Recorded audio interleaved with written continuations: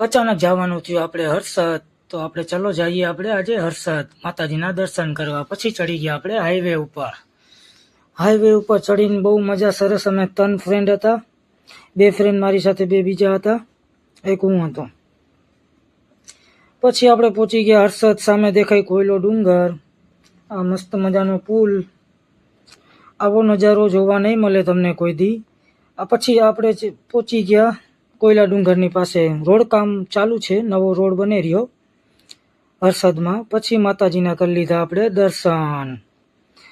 દર્શન કરીને પછી આપણે જવાનું હતું હરસિદ્ધિ વનમાં. ન્યૂ પાર્ક બન્યો એ જોવા જવાનું છે. પછી આપણે નારિયેલ વધરી લીધું માતાજીનું.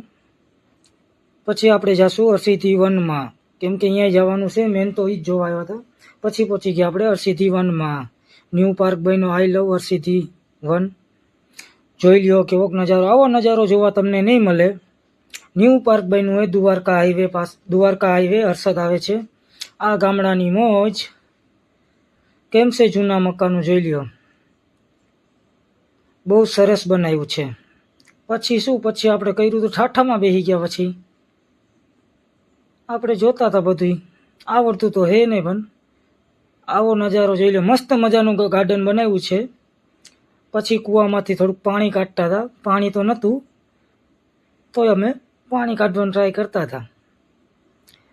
પછી હું મારા ફ્રેન્ડ બધા જોતા હતા, બધું જૂનું વસ્તુ. બહુ મજા આવી ગઈ પણ આજે અહીંયા આવીને. પછી હું આ લોકોને દેખાડવા ગયો કે આ ગાડું છે,